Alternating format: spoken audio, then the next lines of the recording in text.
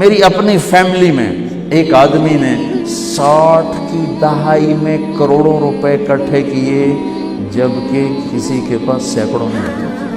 پورے ویسٹ پاکستان کے ایک محکمے کے چیف تھے، پورے ویسٹ پاکستان کے ایک محکمے کے چیف تھے، کروڑوں اکٹھے کیے۔ ان کے مرنے کے بعد ایک دن ان کا بیٹا کہہ رہا تھا، کاش ہمارا باپ ہمارے لیے حلال چھوڑ کے جاتا تو کوئی دن خوشی کا ہم بھی دیکھ لیتے۔ کاش ہمارا باپ ہمارے لیے حلال چھوڑ کے جاتا تو کوئی دن خوشی کا ہم بھی دیکھ لیتے۔ کیا فرمایا؟ من امسا کالن بعمل یدہ امسا مغفورا لہ، جو صبح سے شام تک حلال کمانے میں تھکتا ہے اس کے اس دن کے سارے گناہ معاف ہو جاتے۔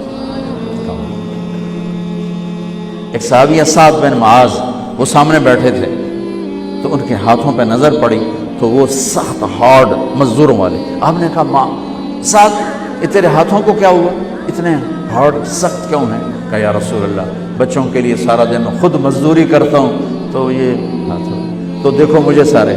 آپ نے سعد کا ہاتھ پکڑا اور سب کو دکھا کے اس کو ایسے چوما اور پھر فرمایا، بچوں کو حلال کھلاتے ہوئے جو ہاتھ ایسے ہو جائے گا اس پہ دوزخ کی آگ حرام ہو جائے گی۔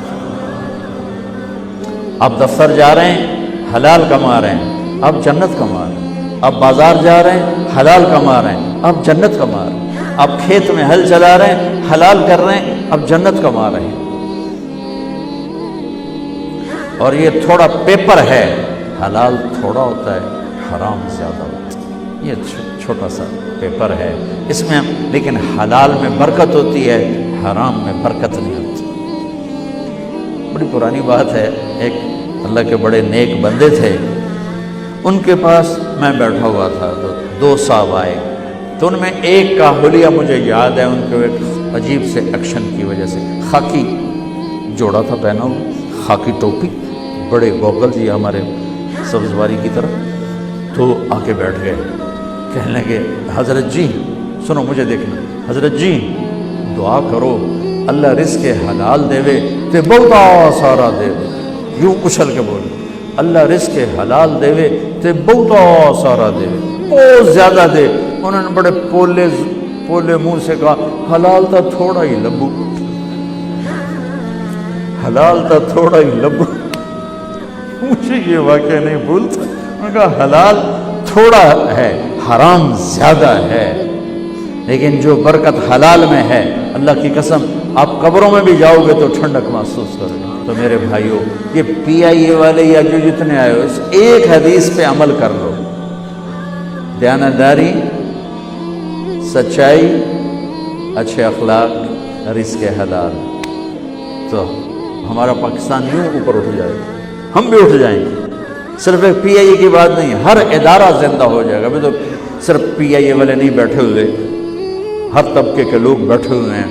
میرے بھائیوں دیکھو، میں ہاتھ جوڑتا ہوں، یہ جھولی پھیلاتا ہوں کہ اللہ کے واسطے سچ بولو، دھوکہ نہ دو، دیانتداری اور سچائی اور نبی والے اخلاق اور رزق حلال، یہ آپ کو کندن یعنی سونا بنا دے گا، دنیا بھی آپ کی ہے اور آخرت بھی آپ کی۔ رزق حرام، ایک واقعہ سنا کے دعا کرتے ہیں۔ یزید جب مرا تو دکان نہیں چھوڑی، فیکٹری نہیں چھوڑی، کوئی مل نہیں چھوڑی، کوئی 100-200 ایکڑ زمین نہیں چھوڑی، 3 بر اعظم کی حکومت چھوڑی۔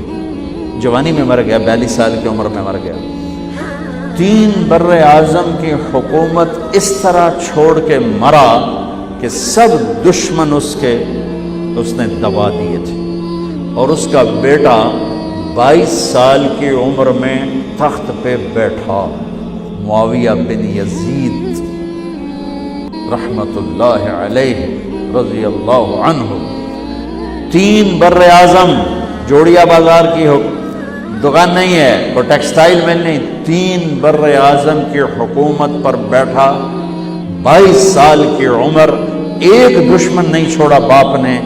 40 دن کے بعد سارے خاندان کو اکٹھا کر لیا، بنو امیہ، اور خطبہ دیا کہ لوگوں سنو، کان ابی جبارا، میرا باپ فرعون تھا، میرا باپ ظالم تھا، جبار، میرا باپ جبار ظالم تھا، اس نے تخت کے لیے آل رسول کا خون بہایا، اور جس تخت کے نیچے آل رسول کا خون ہو میں اس پہ لعنت بھیجتا ہوں۔ یہ ہے تمہاری حکومت، جس کو مرضی دے دو۔